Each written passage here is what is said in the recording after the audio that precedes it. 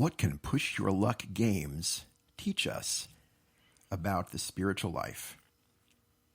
On today's episode of Board Game Faith, the bi-weekly podcast exploring the intersection of board games, spirituality, and religion. My name is Daniel Hilty. I have the honor of being one of the co-hosts of this episode, along with Kevin Taylor. And we are so glad to welcome you to this episode. Hello, everyone. It is great to get to spend a few moments with you out of your day. Thank you for joining us. If you have listened to our podcast before, first of all, thank you so much for tuning in again. Yes, thank you. But also, you may be aware that we like to begin each episode with a game. This is a podcast about games and faith, and those games take different forms. Well, today... Yeah, I know. Today. Do you want to... Today it's about push your luck games. Yes, and today I torture Daniel. Yeah, so Kevin has the game section all about an example of a push your luck game. And if you don't know what a push your luck game is, we'll define it later on in the episode. But first, we're just going to see an example of it in action. So Kevin, I'll just turn it over to you. Okay, Daniel, our game. This is a trivia game with some push your luck elements. The questions will be either about Star Wars or the Weird Al Yankovic song Albuquerque. Oh, no. Is that not one? Well, it's not going to. Do you know it, don't you? I don't. You don't know? No, but that'll make it all the better. Let's go for it.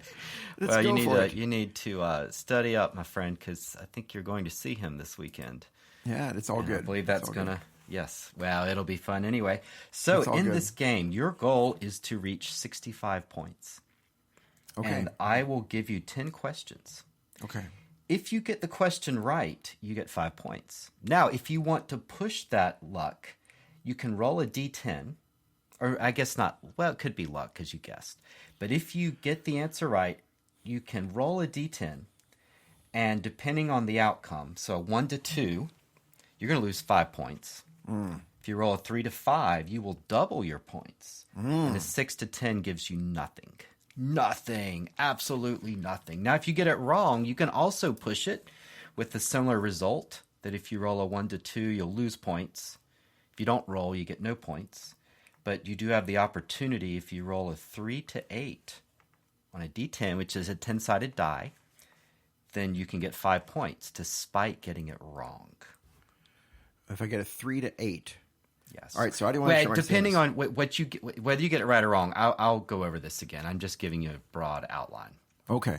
Yeah, all I don't expect you to remember all that. So just giving you an outline that you can answer everything right. If you got all the questions right, you can get 50 points. Okay, right. But you're not going to win. Because it's 65 you have to get win. 65. So I'm making you push your luck a little. You can get some points even if you're wrong, but you can double your points if you go for it. And there's a bonus question when you double it. Ah, okay. All right. Kevin, I need to let you know, because I know nothing about Albuquerque. Either the city or the song, I'm afraid. That's nothing against our Albuquerque listeners. Well, that's what happens when you go on game shows. I know. Okay, all right. So I will give you multiple choice. Okay, is it a parody of a particular song? No, it is a Weird Al original. Okay. But I think it's sort of maybe a Frank Zappa type song. It's like 15 minutes long.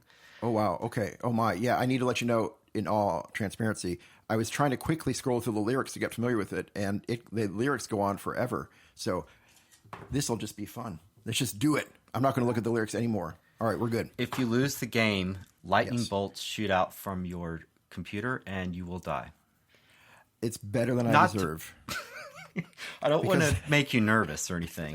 It's a very low stakes game. If I don't know about Weird Al Yankovic's Albuquerque, that's your fault. I don't deserve to win this game. If you don't know how The Sixth Sense ends at this point, if you don't know how these things work out, that's your fault. You should have seen it. You should have done better. Okay. Question number 1. Yes. Where was Yoda's home in his final years? In his final years, Yoda's home was the planet of Dagobah. That's kind of cool. All right. That's Well awesome. done. Now, Would you like to, sir? Yes, that's what I'm asking about. So what are the D10 options again here? You've gotten this one correct. You can leave it as is. You can roll a D10, and if you get 6 to 10, nothing happens.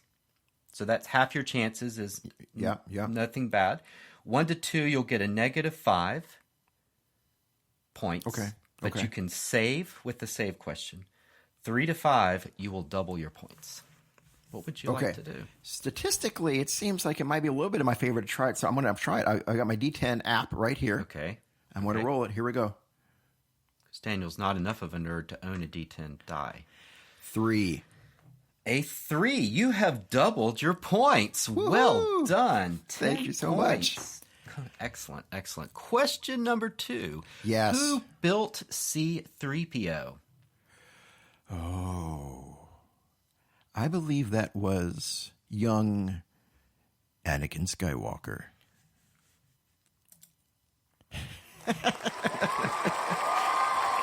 Well done, my friend. Would you like to push that? Yes, I would. Okay, same rules. Here we go. I'm rolling the die. Oh, a 2. I lose 5 points. A 2, but I'm going to give you a save.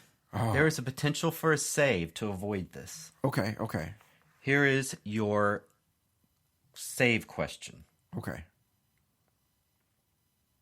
Who won the Brighton Volleyball Championship in 1984? Oh, I'm pretty sure that was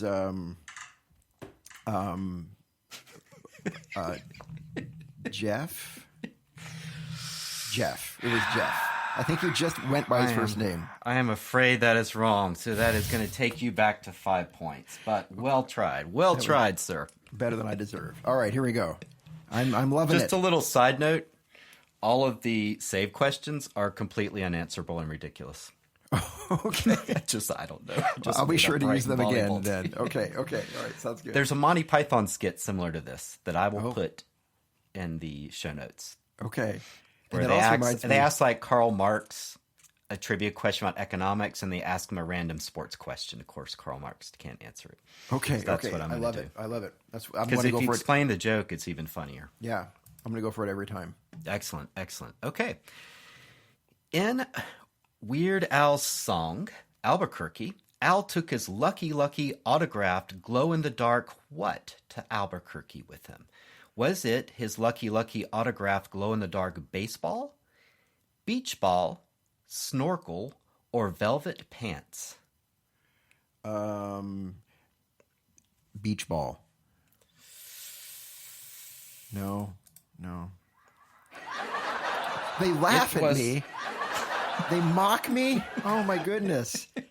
I don't have a boo button here. That's fine. I still have the clown horn. If you there you go. Okay, now okay. Would you like to push that in an attempt to save? Yes. Okay, here we go. Because actually, if you get it wrong, it's just no points awarded.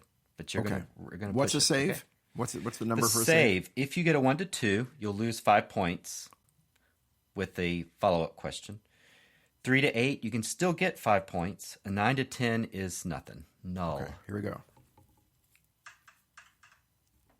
7. A 7, you get 5 points. Excellent. Nice. Yay. Thank you, Luck. Whoa, all these sound effects are amazing. Yeah, I've just got a few here. Yeah, oh my goodness. Cute. Yeah, you're jealous, aren't you? I am. In Weird Al's song, Albuquerque, what does the air in the city of Albuquerque smell like? Does it smell like coffee, French fries, bug spray, or warm root beer? French fries. No. I'm sorry, Weird Al. It is warm root beer. Oh. So, would you like to attempt to save? Sure. Roll her up. All righty, here we go. 6. A 6 is another 5 points. Yay. 15 points. Yay. Awesome. Thank you. Well done. I love... Do we have those sound effects just following us around? I can put them on my phone. Every hero needs a band. behind you. Good. Yes, that's 4 questions, I believe, correct? Okay. 6 to go. And we are at 15 points. So that's pretty good. All right. Quarter of the way there. Let's see here. Let's get you a juicy one. Who killed Jabba the Hutt from Star Wars? Oh, I believe that was. By the way, thanks for making all these Star Wars questions. You know what I found, actually? I'm not using it because it's pretty hard. I had this as a kid. The Jedi Master Quiz Book? Yes. That is awesome. Yeah. Well, they're all like old Star Wars questions, so thank you. Yes. I'm afraid I would know Here's less the kid about. that, I don't know where he is now, but there's Oh. Rusty, or is it, yeah, it's rotated. Nice. So anyway, I'm not stalling because I believe the person who killed Jabba the Hutt is Princess Leia. Or, yeah, Yes, I'm going well to give her done. full name. But yes, that's good. Good. Thank you. Yes. Okay, I'll give you 2 bonus points if you can name the full name. See, I'm not sure, but I think it's Leia Organa? Yes. Well Yay. done. All right. Okay, Thank you. Now that would put you, well, you get the 2 bonus points, so now you're at 17. I'm going to roll my And die. would you like to push it? Yep. Here we go. Okay. 10. Oh, Nothing. 10's nothing. That's okay. Nothing. That's okay. So that's good. That's All good. right, good, Excellent. good. Excellent. bring it. Okay. Excellent. Question number Cinco de Mayo. Padme was queen of what? Or is this number 6? Number 6? Sure. I think Padme was queen of. This would be quite. Yeah, that was 5 questions. Okay, Yes, all right, this is right. number 6 question. Yes. Padme was queen of what? Okay, we're getting a little bit into the prequels. I think it's Naboo. Yay! Excellent. Okay. Excellent. Which also features in a Weird Al song. Okay, would you like to push this? Here I go. Here I go. Push. 4. A 4. A 4 on a push is a negative 5 points. So it's going to negate your points. Although I will give you a follow-up question. Okay. Who is the tall, fur-covered person in Star Wars? What? Who is the tall, furry person in Star Wars? I mean, I can only think of Chewbacca. The Christmas special. Wait, you didn't say that. Okay. Oh, yeah. Sorry, I was actually going for Mala, Chewbacca's wife. So we are at 17 points. Okay. Number 7. All right, that's fair. The point of the song Albuquerque is that Al really hates what? Spinach, Brussels sprouts, lima beans, or sauerkraut?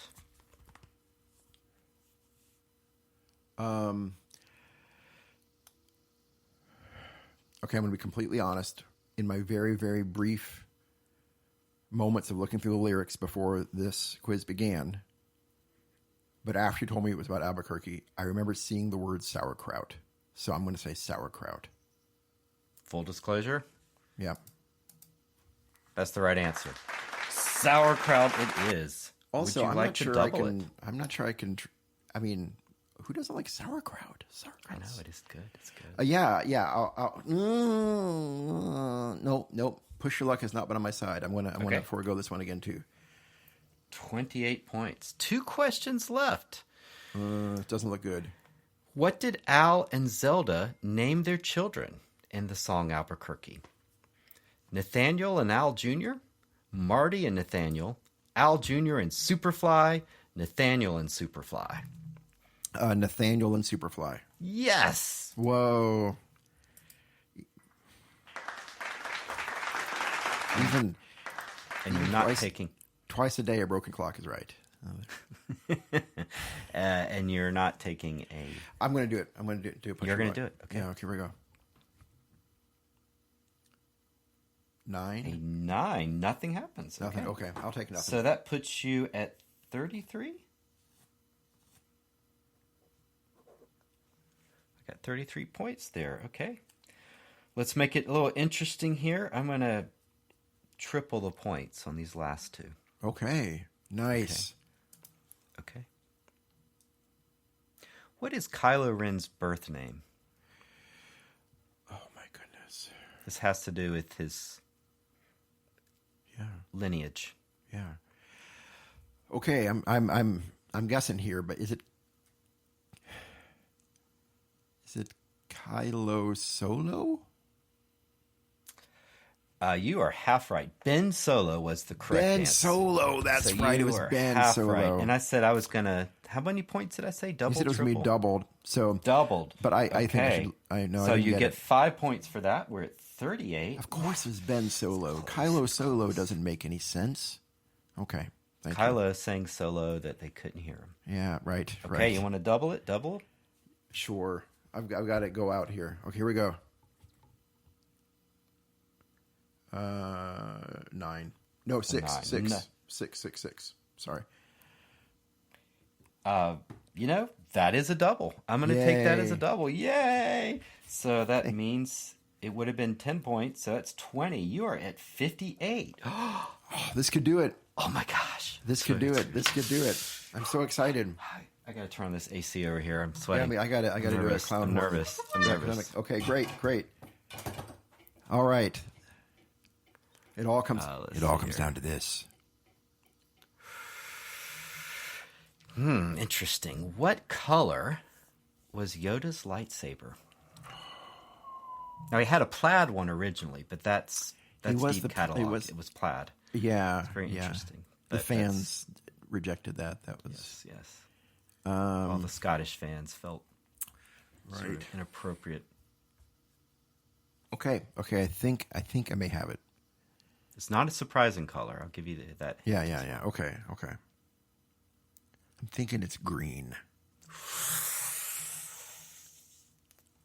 Survey says. Yay! Putting you at 63. Oh my gosh.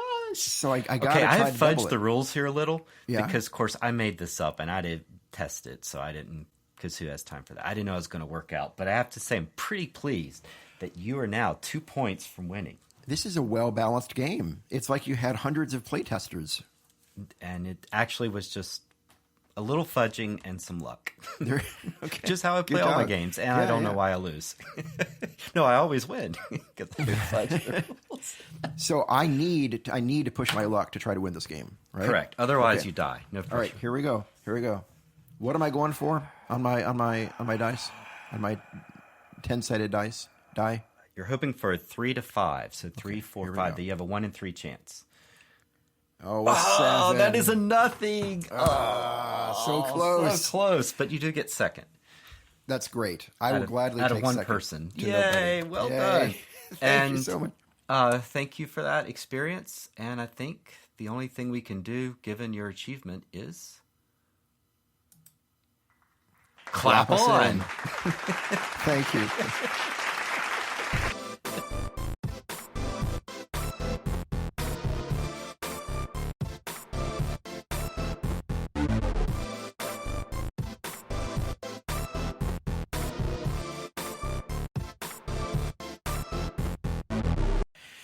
So,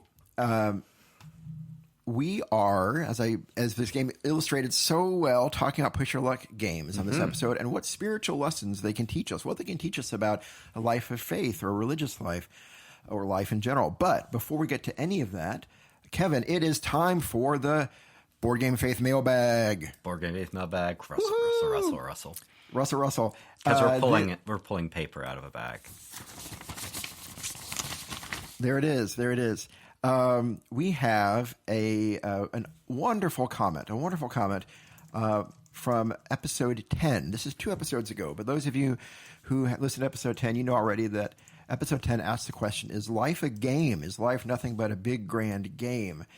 And on our Discord channel, no, actually on Instagram, we received a comment about that episode. This is from our good friend Ali Karar, who was a previous guest on the show talking about board games in Islam. You can find Ali Karar under the moniker Karar2K or the handle. What's the hip way of saying that? Yeah. Well, handle might be a little dated. Okay. I don't know what they call it. Anyway, that's his yeah. Which, by the side note, I watched one of his YouTube videos the other day. His Shelf of Shame. He's such a great guy. I love to watch him, and it was funny because he at times could not find the game he was talking about, and then he fast forwarded it. It made me laugh. It was like where did I put that game? And then he need to watch that. It was great. His videos are great. Yeah, if you haven't checked him out, Karar2K, Karar2K on YouTube and on Instagram, and just really wonderful things. So this is what he says. The number two. Right, number two. Yeah, thank you. This is what he says about our question for episode 10, Is Life a Game? So these are his response. Ali says, the present life... he begins by quoting the Quran. This is the Quran 29:64. The present life is nothing but game and amusement. The true life is in the abode of the hereafter, if only they knew. So first of all, I mean, how awesome is that the Quran actually says life is a game, right? And then he goes on to say, that is the Islamic point of view, but although not in the same sense. The concept of Islam is that this life is a game in three senses. That is, number one, it is futile, and real life is in hereafter, and thus we should strive toward it. Number two, it is meant to be a game where you have to score as high as possible because how you perform here decides how you end up in hereafter. And number three, Islam is against the idea of #YOLO, or that stands for you only live once. That is, even though we literally live once, but that one life, that one game really matters. So make it count toward good stuff and not stupid stuff. Just like every turn in a Euro game must count for something.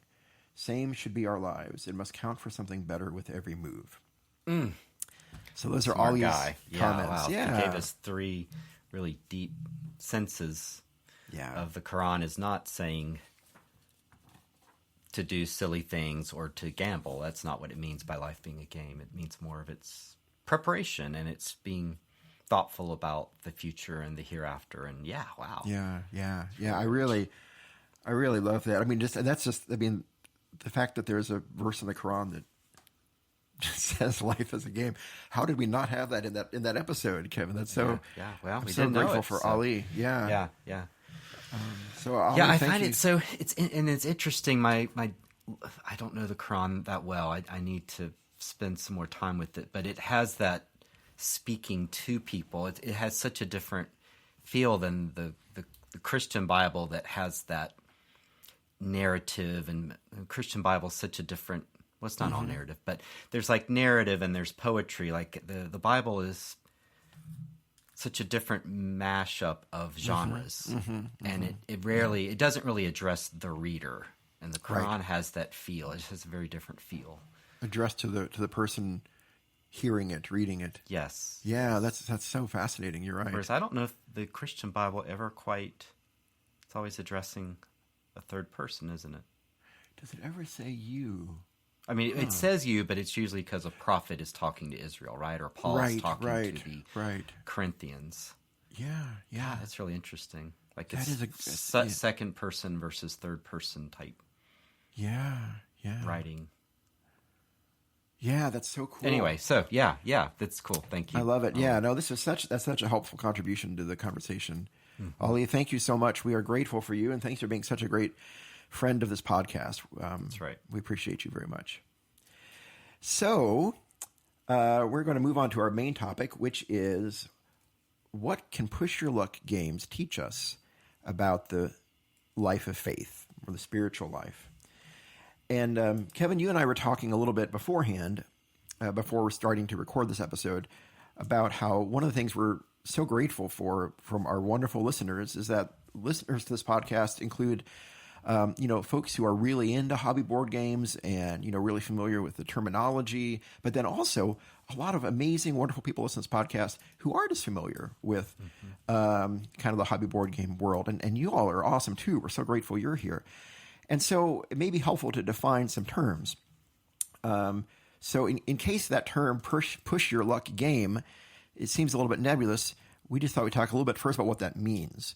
And to maybe get us a little thumbnail definition of that, I went to a website, boardgamegeek.com, which is kind of the, I think arguably the definitive website on board games. Yep, and it is. Yeah, and they define push your luck games as this: games in which players must decide between settling for existing gains or risking them all for further rewards in a game with some amount of output randomness or luck.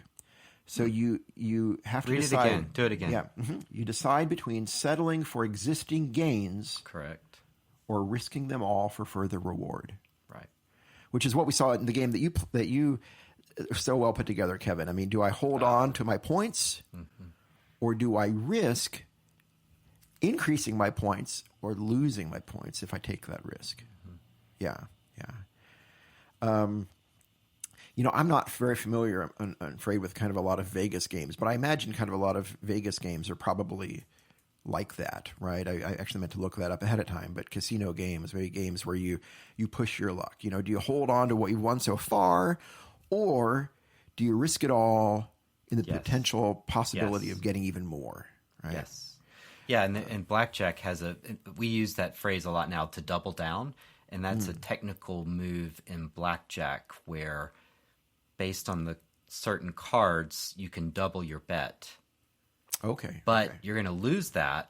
So it's actually amplifying what you're playing. Okay. And of course, you can play that without actual money. So just the idea of blackjack but it lets you add on to your hopefully the outcome. Right. With the possibility you might lose it all too. Yes, you'll lose you'll lose more, but you'll win more. But it only happens at certain times, and it's actually a smart bet because it is statistically you have a better chance of winning. Right. And that'll get into one of our life lessons too, or faith lessons from And Kevin, I got to say, in thinking about this episode, I have realized that push your luck games, I think, are some of my favorite games. I love this mechanism. I think Why is that? Well, and I'd be interested to hear what you think of them too. I think it's because, and this is going to get into one of the lessons that you'll be talking about, but I think rightly or wrongly, I tend to be kind of a pretty play it safe sort of person in life. And push your luck games gives me the chance to be reckless. It's like to say, I'm just going to throw it all to the wind, and because I know even if I lose it all, I'm not going to really lose it all. It doesn't really matter. And it gives me this feeling of recklessness that I don't necessarily get in the rest of life. That's something that has struck me about games, is how you really get to explore things safely within yourself or your psyche. Like, that's something that continues to haunt me. Yes. So whether it's D&D, like you get to be an elf or wield magic, or you or whether you just get to be reckless. Yeah. Or in Monopoly, you get to be a sort of scumbag real estate tycoon. Not that all real estate people are, but I mean, in that game, it is kind of adversarial. Like, you're in a right, and as long as everyone's okay with it, and it's just a game, then you just go with it. Because ultimately, if you lose, who cares? Right. Which is another spiritual lesson. Can you just lose the game and walk away? Yeah. And that's I hard. think, and some examples, I think I first learned to love these games. I was growing up with my parents. I didn't grow up with my parents. They were adults by the time I was growing up. But when I was growing up... I don't know how old I am because I was really young back then, so I don't really know when I was born. Yeah, I would play, it goes by two names, but Zilch and Farkle with my parents. It was a dice game, and it was the same thing where you had this cup of dice, and you'd shake them up, and then you'd slam them down on the table, and and you could increase, but you could also blow it at any moment. How far were you going to push it? And then since I've gotten into hobby board gaming, a lot of my favorite games are still in that category. Some of the contemporary hobby board games that I think of, though all these are a little bit old now, are Port Royal by Alexander Pfister. Awesome. Don't have it. I love it's a great push-your-luck card game. Games. Well, and then the second one is another Alexander Pfister game, Oh My Goods. It's a silly name, but it's a great It is a great game, a push your luck game. And then Quacks of Quedlinburg is a huge, very popular push your luck game. But it's the same principle where, all of these games give you the chance to stop and play it safe with what you got, or take a risk and maybe do something amazing, but also maybe lose it all. Right. So how about you? What do you think about push your luck games? And Yeah, I have to say I'm not... The only one I have played is Clank. okay, yeah. And that's a bit of where you push your luck, but you're having to also think about... Because in that game, you're trying to get treasure before the dragon wakes up. And it Have you played Clank? Yeah, I've got it. Okay, so you're familiar with it. And for the audience, you're modifying the bag of the chances of whether the dragon is going to attack. So part of it is push your luck, but part of it is how much are the others pushing their luck. Yeah, right. Because you want to, if you want to win, you've got to push your luck in relation to how much your opponents are pushing their luck. I don't know. It's not my favorite thing. I mean, it's fine, but and I can see what you're saying, but I guess I like luck in a game, but I guess it kind of sucks to not get there. Yeah, I can see why. So it's the disappointment of when it doesn't work out that makes it not a favorite mechanism for you. Yeah. So in some games, like say Twilight Imperium, you roll dice and you may lose the battle, but you can still come back. But some of the push your luck, as you saw in this one, like it's really right, win or lose, and that I don't know. Yeah. But I have to say, I've not played the Pfister games or some others that work it. I guess I do like the idea of having a little bonus question reward. That is kind of nice. Yeah, and that's kind of mitigating a little bit. That is mitigating. Yeah, against so maybe against my luck. experience is not real broad with push your luck games. No, I Besides, like say a Jeopardy type thing, or right. So I guess when I designed this, just coming up with this, the little game you did, it was like you were never completely penalized, except that you may not gain points. Right. Well, and I could lose some, right? I lost 5 points if you missed the question, you lost it, but you had a chance to recoup. But okay. But it didn't. You can even see, I guess, my thinking there. Like you could double, but yeah, I guess you're right. Well, no, because if you would have gotten it correct, then you would have lost 5. So I guess it would have been a wash. I see. I don't know. I obviously didn't. I'm no game designer. It was great. I think you should put that game on the BGG on Board Game Geek. You can look it up. Kevin's Star Wars Weird Al Yankovic trivia game. Push your luck game. Trivia Push your game. luck. Roll a dice. Beat 65. I think we should call it exactly that too. Yeah. No. Roll to die. That's what I'm gonna call it. Roll to die. Roll to die. By Kevin Taylor. The name sounds fun, doesn't it? No, it does not sound fun at all. Yes, it does. I've sold 1 copy.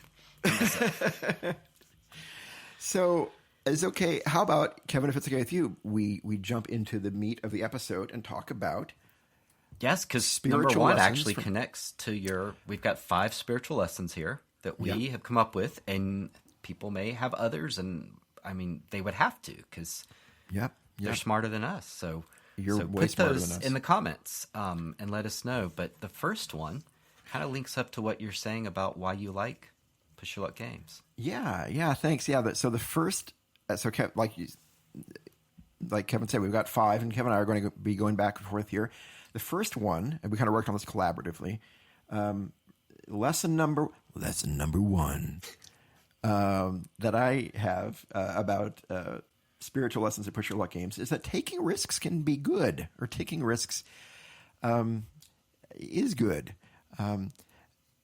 And again, as somebody who outside the game world probably plays it safer than I should, this is a valuable, important lesson that I'm trying to learn from games, right? That if I just play it safe all the time in push your luck games, I miss out on a lot of potential reward.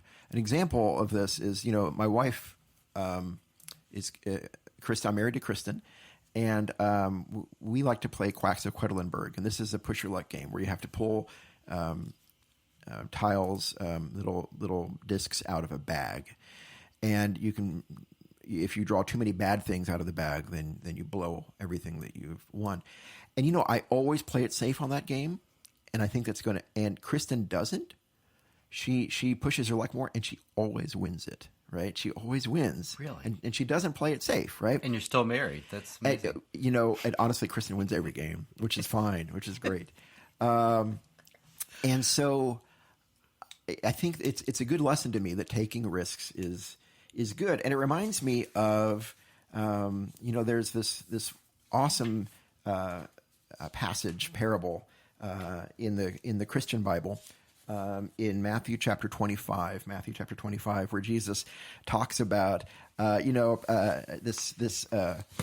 Sorry, I'm shuffling my papers here.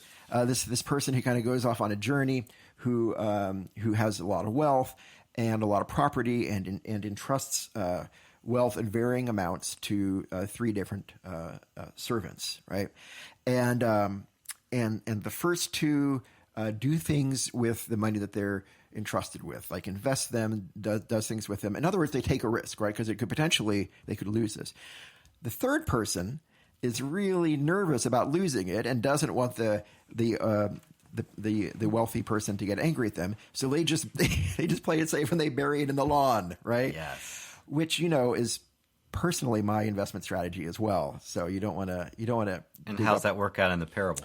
It's right, and so the person comes back and is really upset, right? The wealthy man in this case comes back and says, "Well, I'm so proud of you first two for investing and risking, and here you're going to get multiple times what you did."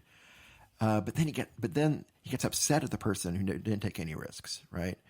And ends with saying, "Even what they have, take away from them." Yes, yeah, which is a push your luck thing, right? Yeah. Completely. Right. And so I think it's this idea that somehow God smiles to some extent, I don't know to what extent, on taking risks. And that God, in some ways, it's an act of faithfulness. I'd say it even more, based on that parable, it's more than smiling. God wants us to take risks. Yeah. If we look at, that parable in particular. Yeah. Which you want to put it in context and not just take one thing out of, right? But the parable's a little chilling. Yeah, it is. It is scary. And again, it reminds me back of the Quran, though, what Ali was bringing up, that in a weird way we are supposed to take risks. Yeah.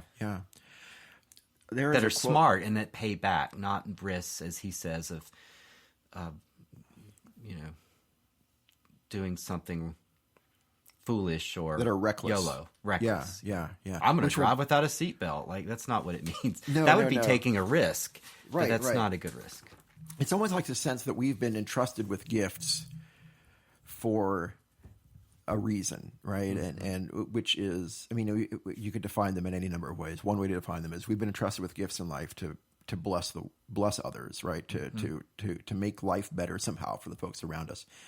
And that's the reason we have these gifts. And if we never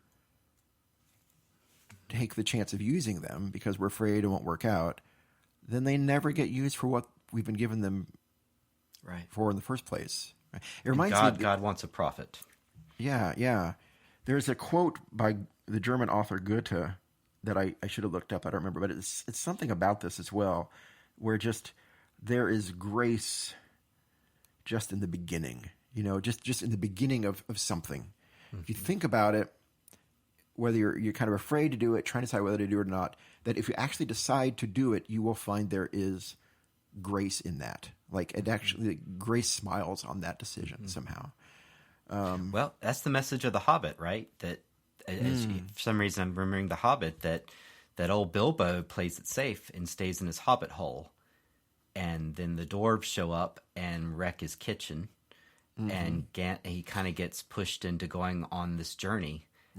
Taking a risk, and it ends up saving the world, but but even before that, it makes him a better person. Because he was willing to go try to fight a dragon.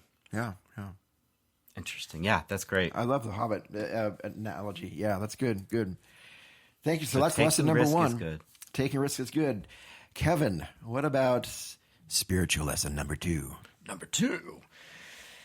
This is related to some earlier comments we made, that it will help you understand yourself. So as Daniel was saying, you're not typically a risk taker in life, and you see that in a way. The game is a mirror, and it's telling you about yourself. And by observing yourself playing games, you can realize, gosh, I don't take risks, or maybe I take bad risks. So how do I take the smart risk? How do I take the smart bet? Yeah. And so push your luck games can help you understand. It helps you understand risk as well. And so, yeah, and this is actually leading into number 3, but as a foreshadowing, number 2, yeah, it helps you understand what kind of risk you're comfortable with.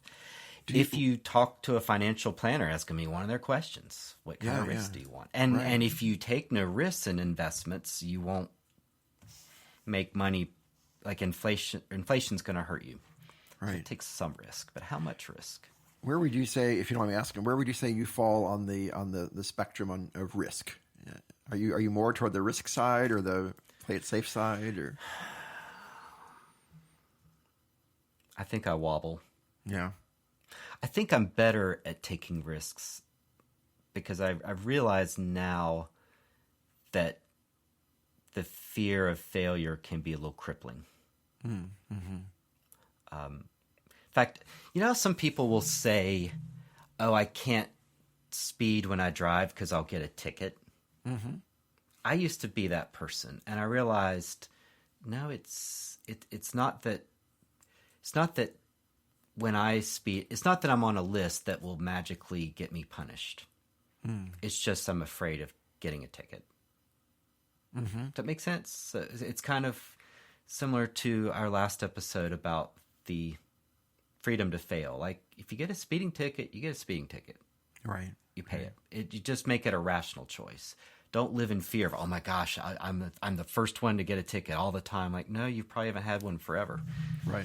So I think I've grown up in some of those ways of being a little more logical. Okay. Of taking risk. And I do enjoy sometimes let's just go to this restaurant and see what happens. I think on vacation I'm a bit more carefree. Okay. I don't know. What do you? That's a good question. Which is going to tie into something coming up later on too. Yeah. No, I love that. Where are you? Well, I guess you kind of said you don't. You are risk averse typically. But I don't want to be, right. I'm trying to, and I think, and that's something I think I have learned from games, or I'm trying to learn from games. And certainly it's part of the faith tradition as well, with Matthew 25 and other traditions. As you mentioned, I am, but I don't think that's necessarily that's not the best version of me, right? I don't think it's ultimately, that there's a better version of me if I can learn to take better risks. And I don't mean to turn this into a Daniel therapy session with our listeners. Tell me about your mother. Yeah, it all started when I was a little boy. Yeah. Yeah, so the candles wouldn't go out, and it was my party. But I love your idea, that idea, Kevin, of like games being a mirror to us that can teach us about ourselves. That's very insightful. Thank you. Yeah. Well, that brings us then, I think, to number 3, which is that kind of in this balance of what is a good risk or what's a reckless risk. Games can teach us to take smart risks, right? And like you said, speeding without a seatbelt. And I'm not advocating speeding, but no, you can't live your life in fear. Right. But and I think this really, and the idea of kind of calculating what's a smart risk or a reckless risk brings up the importance of things like logic and math and science and statistics in the life of faith. I think so often there's this, in my mind, an artificial line drawn between science and religion, and science. And and that's a whole other episode for another time. But I inherit enough of the romantic philosophical tendencies of my dad to believe that kind of in the unity of truth, right? Like if it's true over here, it's true over there. And I kind of feel like that's an artificial distinction, but that's another time. But it does show, I think, the importance of things like logic and math and science, even in a life of faith, because that's how we calculate and think about whether a risk is safe or whether a risk is just reckless and kind of, foolhardy. A few examples, Space Base is a great game. It's a wonderful game. We love that game. And it's a game where you roll 2 dice, and based on the outcome of those dice, you get certain rewards. And in the instruction manual, at least the edition we have of Space Base, there is this bell curve where it shows, how, what sum is most likely, right, from rolling 2 dice together.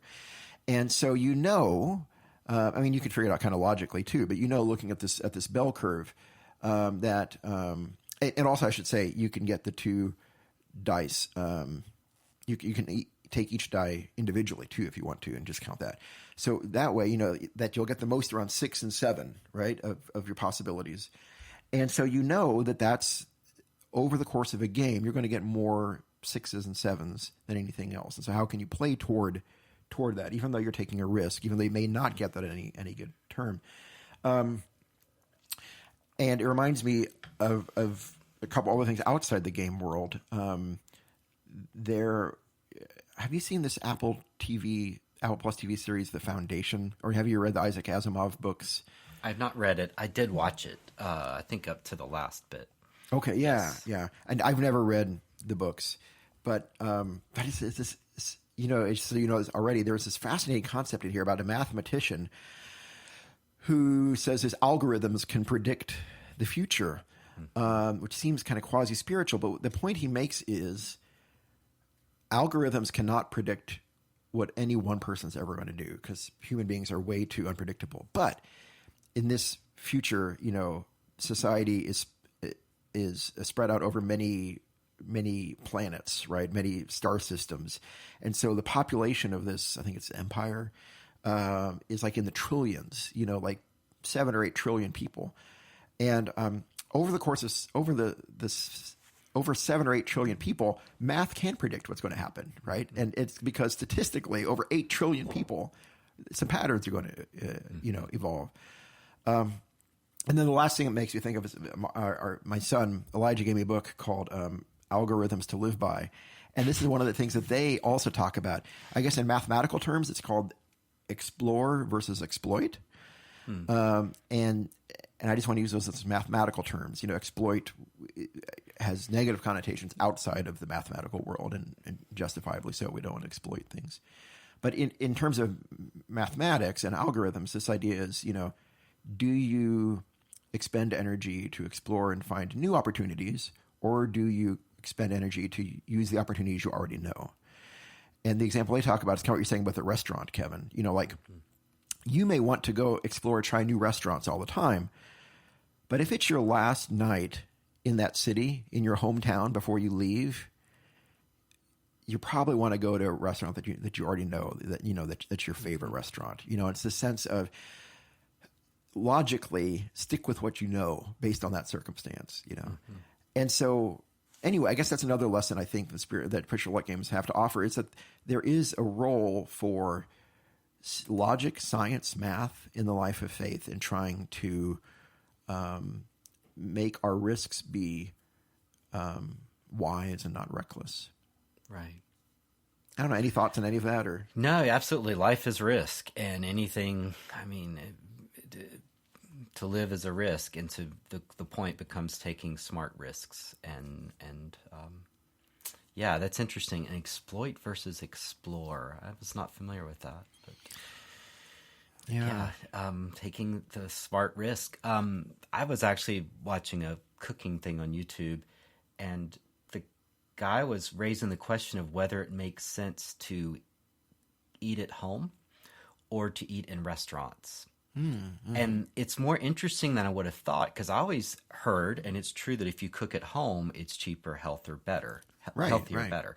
But he was kind of raising the issue of, if you try to make a certain recipe and you have to buy this spice and you buy it and then never use the rest of it, those sorts of actions are not good for the environment, and it's not actually a very efficient, if that makes right. So a good cook makes substitutions with what they have. Right. Because that would be the most efficient. And restaurants are actually really efficient because they make the same thing and it's measured. So while they may have a lot of waste and throwing things away, they're more efficient at cooking than you are as a home cook. Home cooks are like in a different category. Right. I don't know. It just got me to thinking, like, what is more efficient and what is smarter. And peanut butter and jelly sandwich is very cheap, but he's absolutely right that if you make ambitious meals, they could actually be quite expensive because you've ruined it. Or you bought things and you may have spent 3 hours sweating this recipe and it wasn't worth the stress on you. Right. That you're going to cook for 4 people this recipe that you don't really know how to make. It's probably been better just to eat out. Yeah, that's a really good point. So it gets you start thinking, what is my risk tolerance, and what is the smart bet to make with my time and energy and money. And in any one instance, it may or may not pan out. But if you approach every instance that way over the course of a lifetime decision, or whatever, yes. yeah. Do I really want to spend all day looking for the cheapest gas, petrol in town? Yeah. Because I've known people that use the apps and they'll drive way out of their way to get the cheapest gas. And I guess if that's brings them joy, that's a good use of time. But right. But they probably aren't actually saving that much money by the time they drive there. So that would raise the question of the smart investment. But anyway. That's good. Number 4. The nice bit of pushing your luck and luck is that it does give others a chance to participate. So by taking a risk and doubling your chances, you may save your game. In the sense of, if we're playing a game and we're at the table and I might be... So contrast this to a Euro game that's pretty much all strategy and very little luck. That's a type of game, a Euro game. And that, or considering chess, if I'm in trouble, there is no way I can push my luck in chess. Very Euro game, right? It's all strategy. Right. But the nice thing about a push your luck game is I have an opportunity to all of a sudden come back. And so there is a spiritual lesson there of creating opportunities where people can still have a good time, still feel like there's something. And of course, when you have good luck, even though it's nothing you did, it still makes you feel happy. Like, oh, I'm lucky. Right. Even though it has no agency to it. Like, there's nothing. I mean, you may think it's your socks, but I don't really believe it was your lucky socks or your lucky snorkel. But it does make you feel happy. I love that. I love that sense that luck includes others. Yeah, it makes the game a little more inviting. Yeah. We were talking about Brass Birmingham. I mean, that's just a cool game, but it's very daunting. Yeah. Just looking at it and knowing if you make a mistake, right, you're in trouble 20 moves down. Yeah. And there's no push your luck in a game like that. But you're right. It does make or like you said with chess, like that would be a completely different game in chess if you knew that you were completely losing, but there's this chance that, right before they capture your king, you can roll a die 3 times, and if you get 3 6s in a row, you win. It, and because then all of a sudden you're not going to be out of the game. You're still going to be invested, and you care because luck includes you, as you said. Yeah. Yes. Now, some people may not like that because they may have worked really hard. They studied the chess strategy book, and they've worked really hard, and they played a really good game, and suddenly they lose because you rolled 3 6s.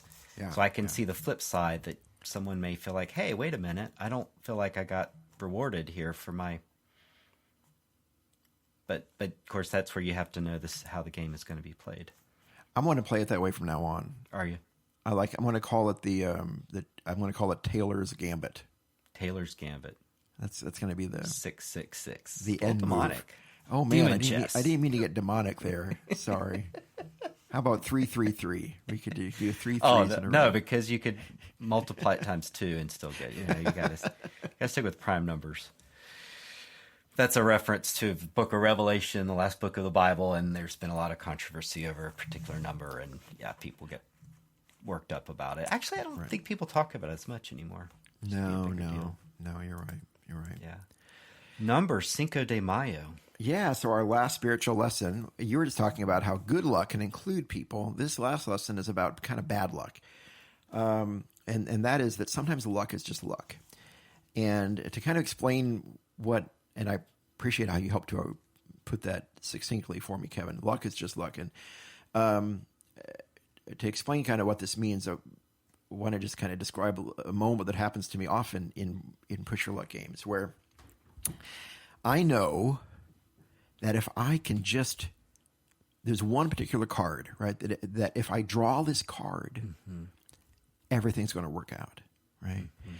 And if I draw it then, and I actually do draw it just feels like the universe has smiled on me, right? It just feels like it was meant to be, like, oh, someone up there loves me and all, just great. But the contrast is, if there's one particular card or tile or whatever that I know that if I draw, it'll mess me up, right? Like in Quacks and Quedlinburg, if you draw the third white disc from the bag, and it goes over a certain sum, it blows up everything. And so, and if I know that there's this one bad thing, and if I draw it, it's all going to get messed up, and then I draw it, then the exact opposite feeling. Then it feels as if the universe is out to get me, right? It's like, why can't anything work out for me? I always draw this one. It's always on my turn. Someone up there hates me. And it's so easy to see intentionality in this randomness, right? And in this bad thing that has happened. And for me, and our listeners might disagree, and that's fine. Please let us know. But for me, what that reminds me of is, I think there are so often moments in life when something bad will happen, and we'll see intentionality in that, some sort of divine intentionality in that. And okay, I guess I'm just offering my own opinion here. I think this is something in the Christian tradition churches are so often very guilty of that I don't agree with, which is something bad happens, and we'll say, well, see, that's God's judgment, right? God caused this to punish you or to punish that person over there. And especially when it happens to you, it's so hard for a lot of people to shake that feeling, right? That I must have done something wrong. There must be something wrong with me. I've got this big source of shame or guilt in my life, and I'm getting what I deserve by having this bad thing happen to me in life. And I think the message that sometimes bad luck is just bad luck is kind of liberating, right? That some, again, our listeners could totally disagree with me, and please say so, and you too, Kevin. But I think, I don't, the God that I know, or that I'm trying to know, doesn't cause bad things to punish people, right? And that's not how God operates. And of course, there are these things about, if we make foolish choices, we have to face the repercussions of them, just consequences, maybe what Hinduism sometimes referred to as karma, but this sense that there are consequences to foolish decisions. But that's different, right, than saying that there's God up here in heaven who is intentionally introducing bad things to punish me or take away from it. And I think reminding ourselves that sometimes bad things just happen and God didn't cause them can ultimately be liberating and kind of give us a grander vision of God too. Anyway, that's one thought I had. How about? Yeah, no, you're absolutely right. It comes down to partly your own beliefs about God, your theology of how much randomness does God allow in the universe. Right. So does God allow for randomness? Does God use randomness? Can God use everything to a greater good, as the Christian Bible speaks to at times, but then how far can you push that? And are some things just bad because they're bad? Right. It's just bad luck. It's just random. Yeah. And that's a question of how much control, does God play dice with the universe is kind of the question. Right. Not so much with physics, although I guess that is that's Einstein's quote about, what is it called? The small stuff? Oh, yeah. Quantum mechanics. Right. I think that was Einstein's complaint about quantum mechanics, and science is still kind of trying to figure out how that works, like how much random. So back to your point about the sciences and religion, there's both of them are questioning how much randomness there is in the universe. Right. And so we could put it in a religious setting of how much luck does God play dice with the universe, in the sense that God allows random events to happen in the world. Yeah. Or God made the world so that there is a certain randomness to it. Yeah. Which ultimately is kind of this, I guess, probably one of the big questions of faith in any tradition, in all traditions, and that's something probably each of us spends a whole lifetime trying to figure out. And especially when misfortune strikes. Yeah. That's right. So let me add a bonus one, because you inspired me. Great. A bonus one. Bonus spiritual lesson. Yeah. +1. And that's that push your luck games also build community, in the sense that just now when we were playing my lame game here, I was genuinely excited to see what number you got. Like, it builds that tension. And when you said about the Quacks of Quedlinburg, it is fun. Like, what's he going to get? And everyone is invested in it. And they may or may not want you to draw it, because they may or may not have maybe an opportunity to win or not. But it is interesting how everyone's sort of tensely waiting for the numbers. To play. Did we mention having a deja vu here? But in I think we did the Stranger Things. There's a great current episode. There's a great bit where she's got to roll a 20 on the dice, and she rolls it, and he just says, "This is why we play." Right. Like, it was just electric. And so Push Your Luck really makes it, I don't know, like the whole table tenses up. That is great. That's a great. No, you inspired me. It was you. No, it's all you, man. It's all you. But I love it. That's every word I said, you had said before. I just stitched them together in different order. I'm just a What is a male seamstress? A seamster? I'm just a seam engineer? Seamstress? Maybe you could just be seamstress. Can you?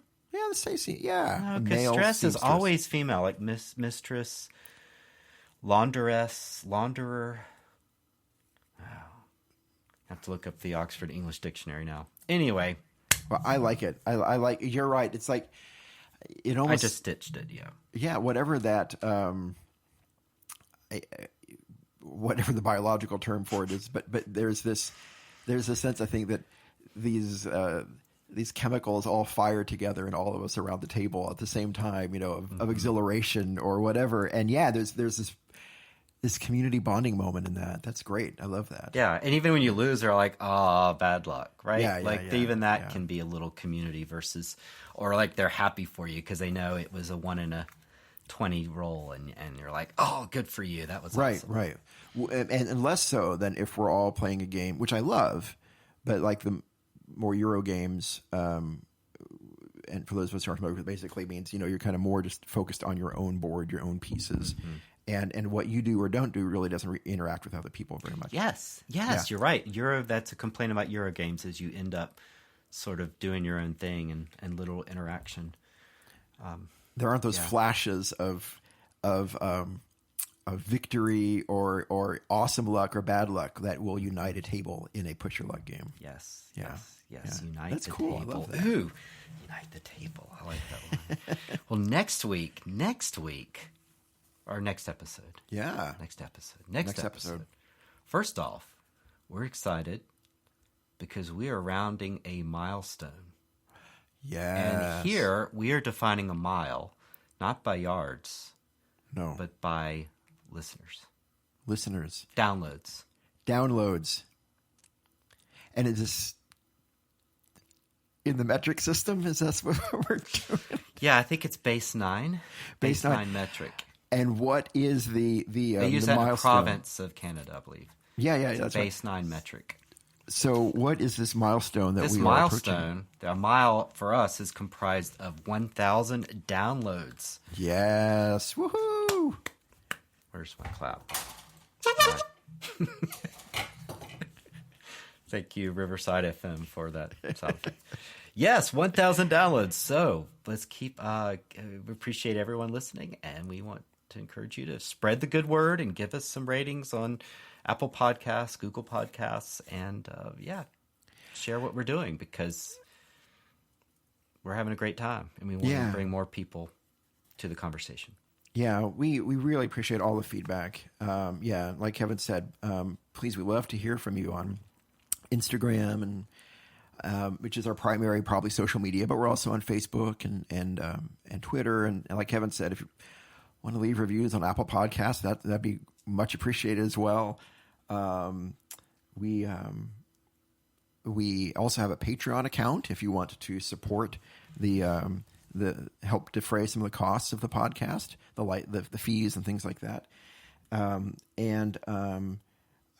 then we have this Discord server where we've got a channel for every episode, and you can discuss this episode and or answer questions that we're putting out. So Discord is free. It's very cool. Yep. If you're not on it, check it out. A lot of board game publishers are on it, so you can actually interact. So it's neat. Check out Discord. Join us. If you visit the link tree, below. on any, just check us out and you'll find the link to it wherever you go. I have one here on the back of my shirt. You can, if there's a link, there's a QR code right here. Yeah, that's it's. If you'll just, I'm gonna touch the screen. There we go. I got it. You got it. It's good. We're going. Yeah. So please, we love hearing from you, and thank you so much for the feedback. It means the world to us. That's right. And next week, liminal space, or sometimes called the magic circle, right? Yes. Yeah. Liminal means just like on the edges, right? Or boundaries. Like the boundaries between two realms. Yeah. Yes. So we're going to talk about games as the magic circle or as liminal space next episode. World creation. Oh, I'm excited because I had never heard of this till you started talking about it. Now I'm then thinking about it.